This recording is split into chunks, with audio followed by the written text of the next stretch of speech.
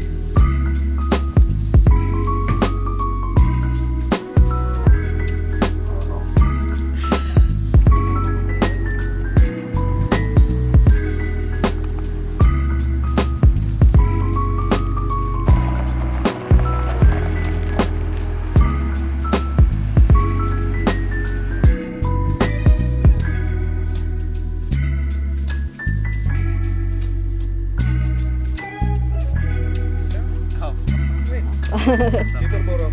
Opo.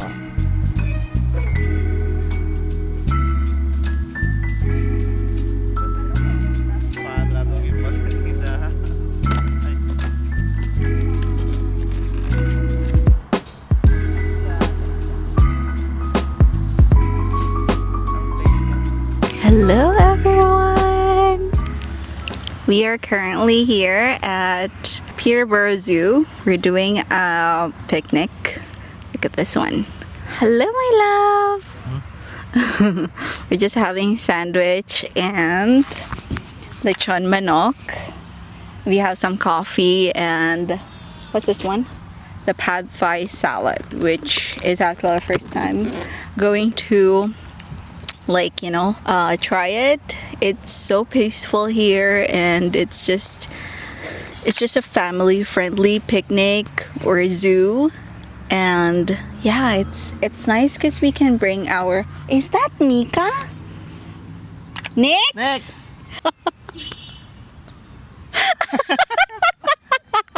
Nakaraoke. Yeah.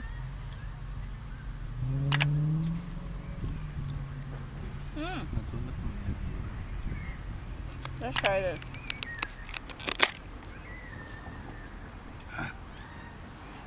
Asa na siya? Nainit na lang ito dali.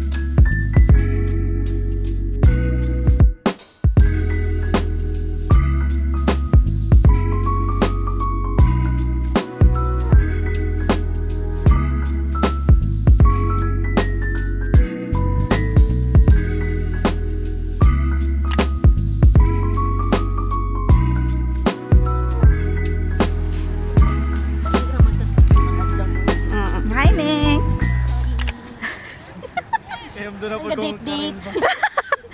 Yung about tita may nag-date.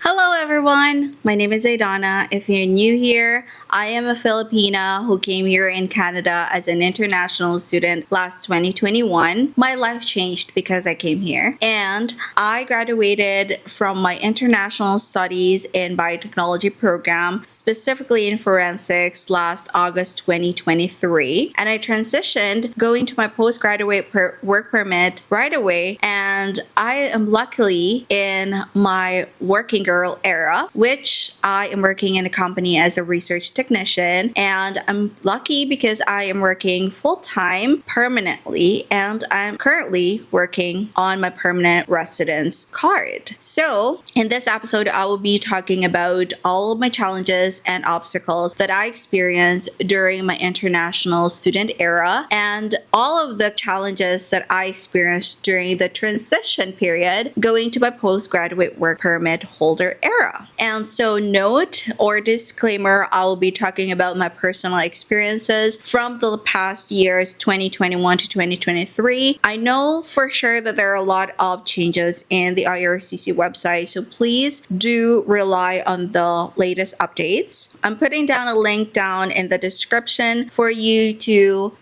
read about the latest guidelines. So now I do have some questions I am going to ask myself, which I found in Google. I don't have time to get questions from Instagram because your girl has just thought of this one last night. So yeah, let's get started. The first question is, how was your current life now in Canada? So currently, I am in my settlement period.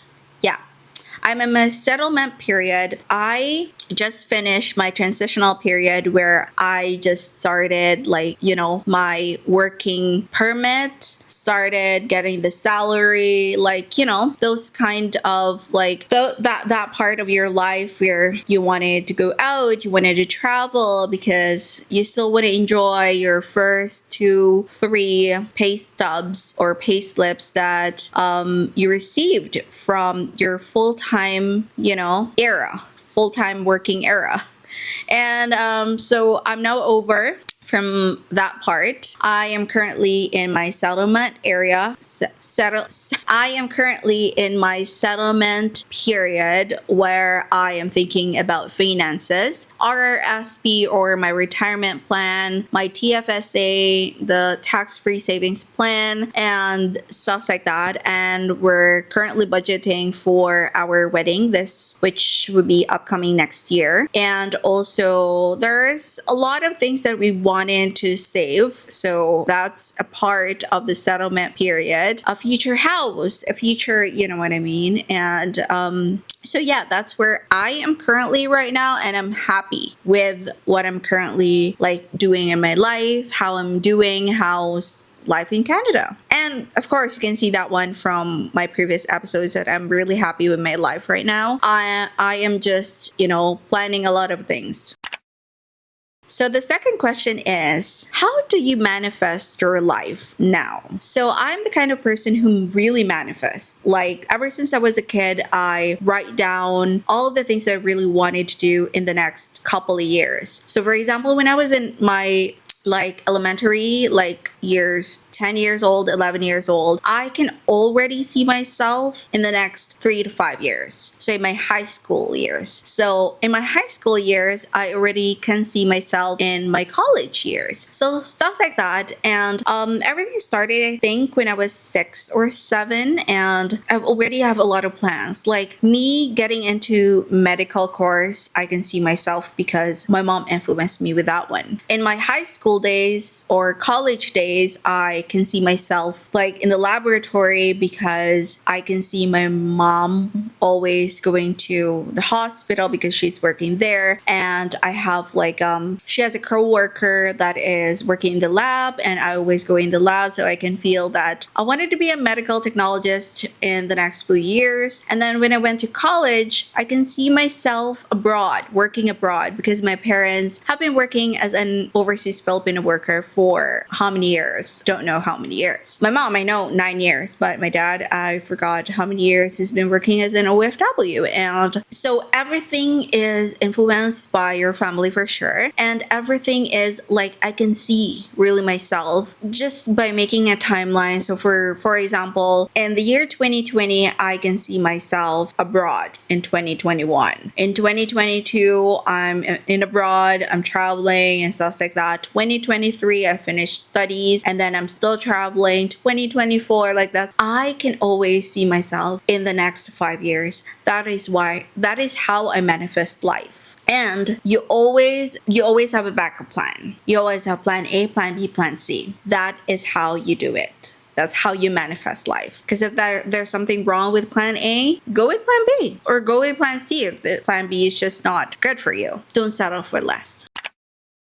Number 3 question, how did everything start? So my Canadian dream was actually my plan C. As I was telling you about plan A, B, and C, my plan A has always been American dream. As we all know, medical technologists from the Philippines always rely on going to America, and that's the number one. Like, most of my friends go to the US after like 2 or 3 years of experience in the Philippines, and afterwards they live the American dream. And I'm happy seeing them with their American dream. I just couldn't see myself anymore because of the Australian dream, which is the plan B. So plan B, Australian dream, that was influenced by my best friend, Ate Mayan, in the first video. Hello. And I can see her like enjoying the Australian dream, international student, going to become a nurse. She is like, I can see her growth. I can see how happy she is with the pathway she's gone. And that's why I was telling myself, if I'm going to American dream, I can already see myself. I mean, I have so many friends that took the American dream, that route, plan A. And if I took that, I would see myself already. So what's new? What's fun? Where's the growth? I mean, maybe they can see growth in themselves, but I can't. So that's why I chose plan B, Australian dream. But then my grandfather's cousin influenced me in going here in my Canadian dream, which it was really plan C, or I've never even considered it as a plan C because I was really thinking about just Australia and America. So that's it. And time passed by and I was like, I have to make a decision. So I made a decision. I took a leap. I got the chance. We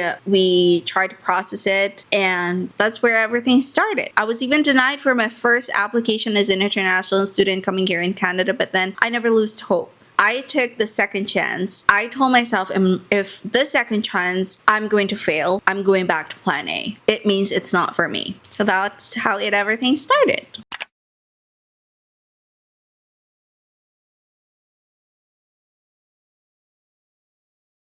Fourth question is, how did I manage the whole thing, like the concept of being an international student, knowing that I have bills to pay, tuition to pay, and wants to buy? So the whole concept, before coming here in Canada, before applying for this one, I asked my parents if they could afford me coming here in Canada, and they said yes. And I was really grateful. I'm privileged to have parents like them who would be able to afford for me to have an international studies here in Canada. And if not, for sure, I'm going back to plan A.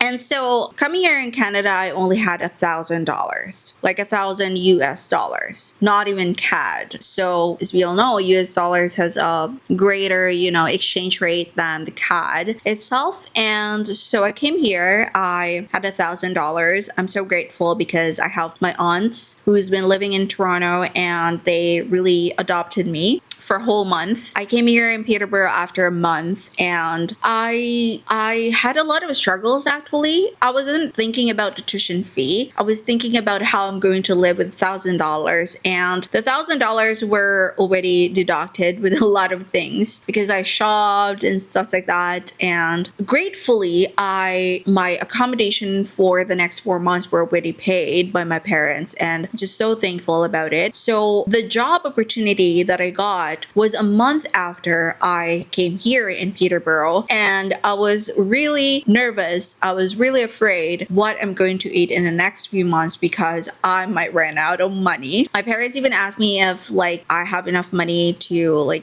to sustain myself for the next few months, and luckily I had to say yes to them because I got the job. My first job here was becoming a front of the house at Mary Brown's, and I was just so happy because they really gladly accepted me. And I even grabbed a friend with me because she said she has no work yet. So I was like, oh, let's go. I have a job.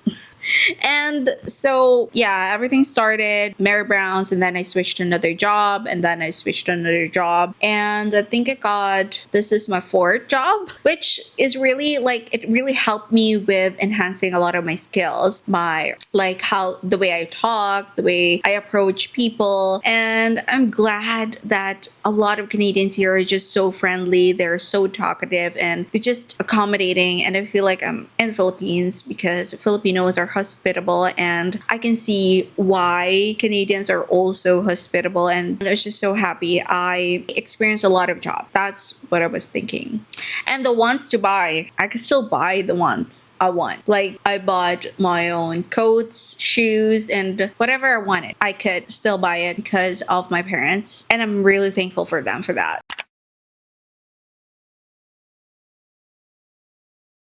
The fifth question, what are your struggles, especially in landing the job after being an international student? So I already mentioned to you guys that I landed a job a month after I came here in Peterborough, not the month or not after the month I came here in Canada. So I came here in Canada August 15, 2021. I was still in my aunt's place for like 3 weeks, I think. We went to Ottawa, we went to Niagara, we went to Wasaga Beach, a lot of places actually. I was really happy because not a lot of people who get to like come here in Canada during the pandemic was able to like roam around the provinces and stuff like that. They are just like after the airport, go to the accommodation, and that's it. And so I came here in Peterborough last September 2021. I had my job October 2021. I stayed there for 4 months and I learned a lot of things. If I was in my American dream, I wouldn't experience working in a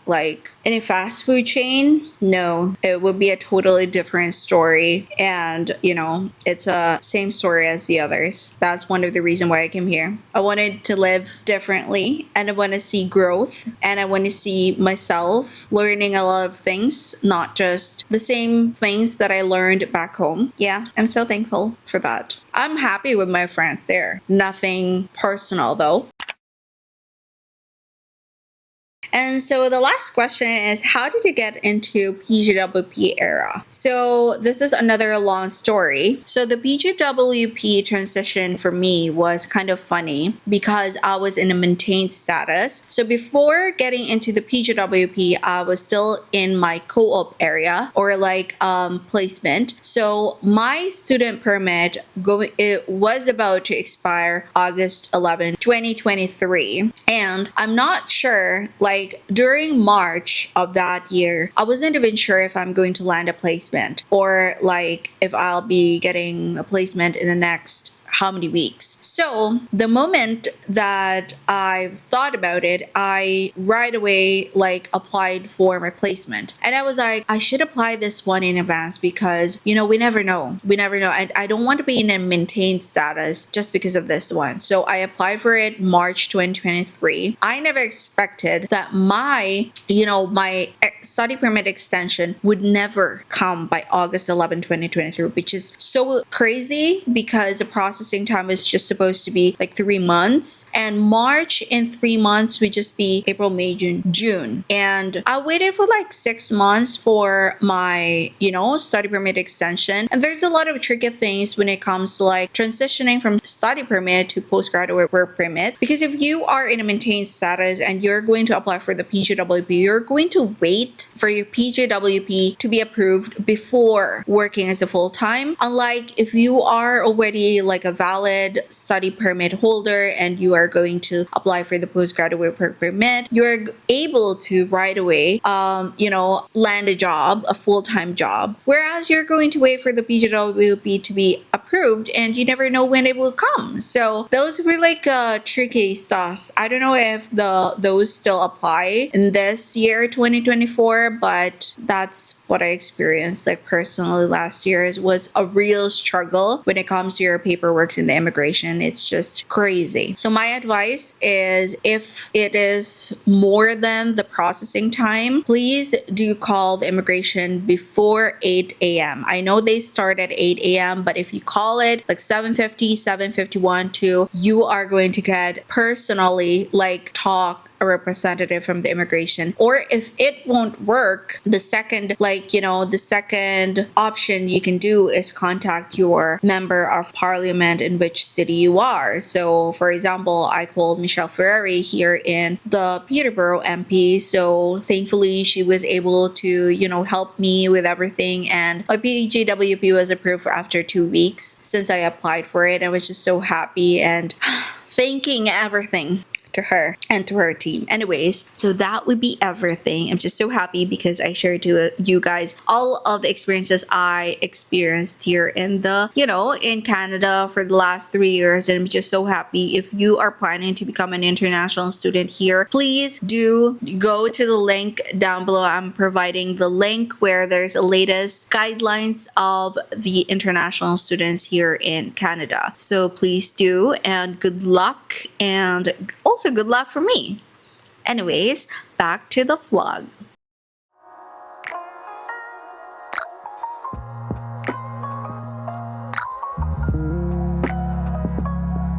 Most of the time in the afternoon, we were only at home doing our silent moments. I was able to have my own space where I watch my all-time favorite vlogs. I get to listen to podcasts, and I get to edit my vlogs for my upcoming uploads. Meanwhile, Arlen has to do his own thing too. Yes, we have a boring afternoon, but sometimes we need that time for ourselves too.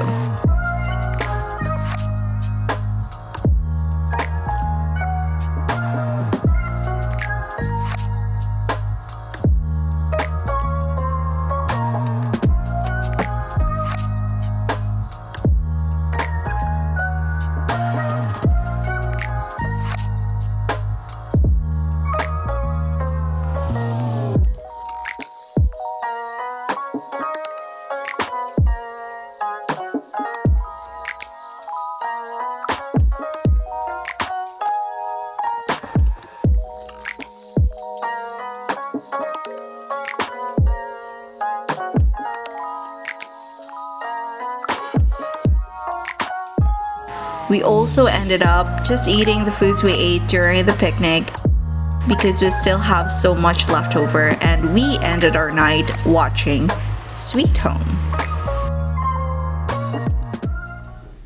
Starting route to 710 Markham Road.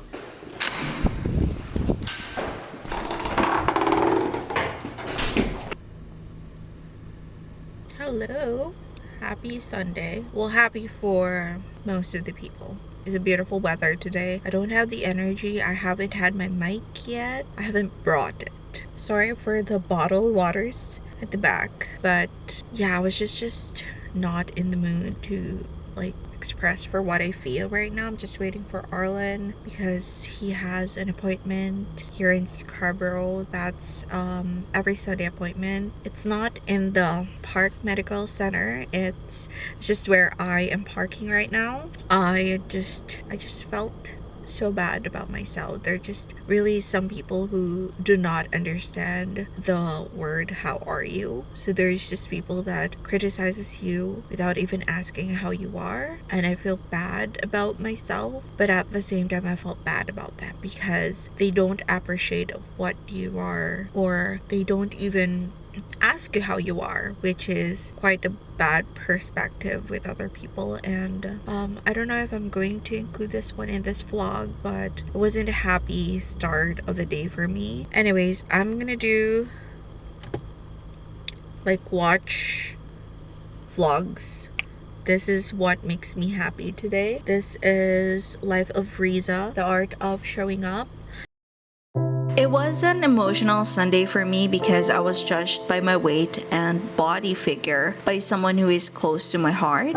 I know I was used to being judged, but not on a beautiful Sunday morning. I just wanted to address to other people who body shames other people that just because he or she has that kind of figure doesn't mean you have the right to body shame him or her. People these days should be mindful about the words that come out from their mouth because you never know what obstacles and challenges that person you body shamed has experienced in life. You never know how hard it is to lose weight, and then there you are laughing at that person whom you barely know what they're going through. Never judge a person person through physical appearance because you never know the feeling and you will never know if that will ever happen to you. The wheels are turning.